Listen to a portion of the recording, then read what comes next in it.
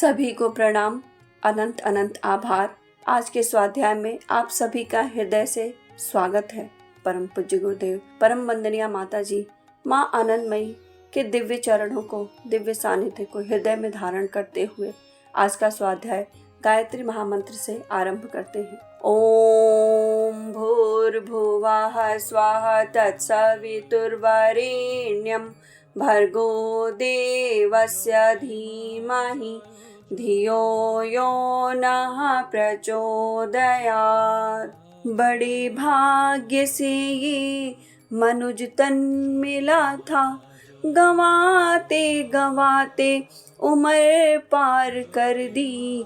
खाने कमाने में आयु गवाई, यूं ही जिंदगी हमने बेकार कर दी। बड़े भाग्य से ये मनुज तन मिला था, बड़े भाग्य से ये मनुज तन मिला था। इसी भाव को हृदयंगम करते हुए आज की कहानी का आरंभ करते हैं। डे 10। आज की कहानी का शीर्षक है साधु व्यवहार। एक था चोर, चोरी करना ही उसका काम था। रोज की तरह वह उस दिन भी चोरी करने के लिए घर से निकला। उस दिन उसे चोरी करने का मौका ही नहीं मिला। सुबह से दोपहर हो गई। आखिर वह एक साधु की कुटिया में चोरी करने गया। वह मन ही मन सोच रहा था, साधु के पास कौपीन, अधोवस्त्र के सिवाय और कुछ नहीं रहता। रुपए, पैसे, संदूक आदि की तो बात ही नहीं। थाली, ग्लास, घड़ी, चश्मा यह हो सकते हैं। आज तो इन्हीं चीजों की चोरी से ही काम चलाना पड़ेगा। सोचते सोचते वह साधु की कुटिया के सामने पहुंच गया। वहां पहुंचकर उसे चोरी का अवसर भी मिल गया। साधु कुटिया में नहीं थे, बाहर टहलने गए थे। दरवाजा लगा हुआ था, ताला नहीं था। चोर ने सोचा साधु भीतर ही होंगे। दबे पांव से वह दरवाजे के पास आया। धीरे से दरवाजे को धक्का लगाया। दरवाजा तो खुला ही था। थोड़ा सा धक्का लगते ही खुल गया। पहले तो बाहर खड़े होकर ही कुटिया के भीतर झांक कर सब देख लिया। चोर ने देखा भीतर कोई नहीं है।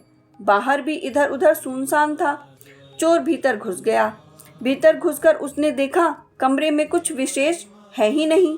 एक थाली, गिलास, एक कमंडल, एक जोड़ा वस्त्र, 2 जोड़े कौपीन जमीन पर एक चटाई पर बिछी हुई है। चोर ने सोचा जब और कुछ नहीं मिला तो यही ले जाया जाए।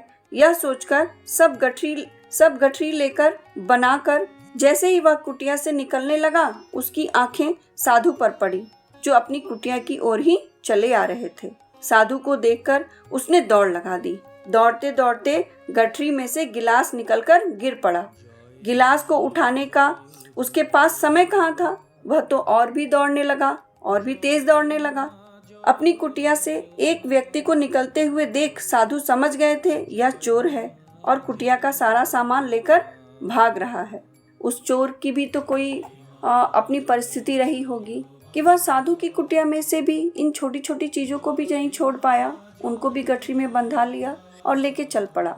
और भय भी था उसको। और जब साधु सामने पड़े तो वह सोचा अब तो जो कर लिया है उसको तो हमें आगे बढ़ना ही पड़ेगा। तो वो दौड़ भी पड़ा। अब साधु जी की बारी थी कि वे क्या करते हैं। उन्होंने देखा ग्लास गिर गया और वह समझ भी गए कि यह चोर ही है, चोरी करने आया था। साधु को न जाने क्या हुआ, वह भी गिलास हाथ में रखकर दौड़ने लगे, मानो दौड़ की प्रतियोगिता हो। अब वह जो गिलास गिरा था, वह साधु सोचे कि यह तो गिलास गिर गया, तो वह उस गिलास को लेके दौड़कर चोर के पीछे पीछे दौड़ने लगे। और चोर और भी तेज दौड़ने लग गया। साधु भी दौड़ रहे हैं, चोर भी दौड़ रहा है। आखिर साधु ने चोर को पकड़ ही लिया।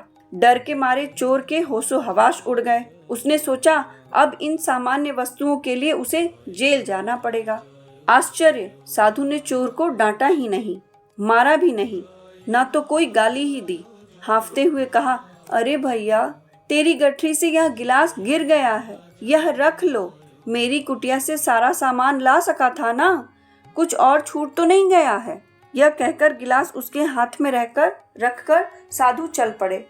साधु ने वह गिलास दिया उसके हाथ में और उसे बताया कि मैं तेरे पीछे इसलिए नहीं दौड़ रहा था तुझे पकड़ने के लिए, मैं तो तेरे पीछे इसलिए दौड़ा था कि तूने जितनी भी चीजें ली हैं वो तेरे जरूरत की ही होंगी, तभी तो तूने ली, नहीं तो कुटिया में क्या ही मिलेगा तुझे। और तूने ले ली तो सब कुछ लेके जा, गिलास तेरा गिर गया ये तेरे उपयोग में आ जाएगा, तो तू ले रख ले, सब सामान तो है ना तेरे पास, मैं उपयोग करूं या तू उपयोग करे, बात एक ही है।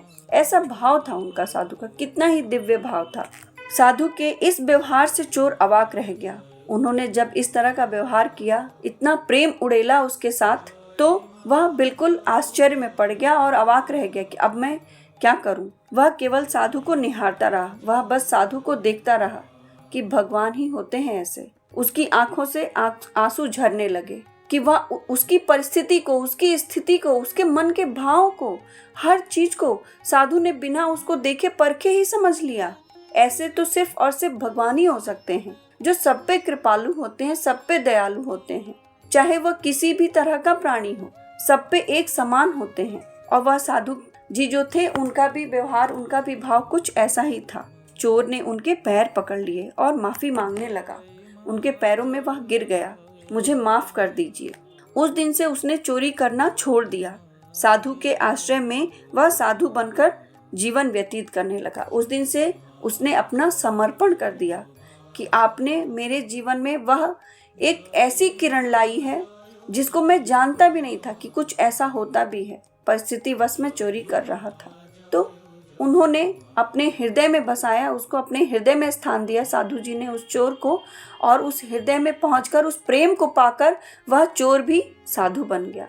कितनी सुंदर यह कहानी, कितना ही हृदय को बिल्कुल बिल्कुल प्रेम से अभिपूरित कर दिया कि सच में यदि संसार में हम ऐसे बन जाएं एक दूसरे के प्रति, तो इस संसार का क्या ही नज़ारा होगा। हमारे इष्ट, हमारे गुरुदेव हमें देख के कितना ही प्रसन्न होंगे, उनका प्रेम कितना ही अभिपूरित है, और क्या ही कहूँ, शब्द ही नहीं मिल रहे।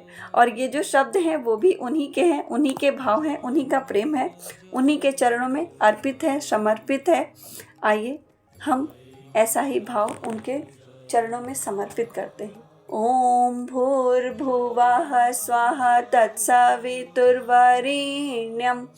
भर्गो देवस्य धीमहि धियो यो नः प्रचोदयात्। इदम सद्गुरु अर्पण मस्तु, इदम न मम। सच में यह सारे भाव, यह सारे शब्द आपके ही हैं प्रभु, आपके ही चरणों में समर्पित है।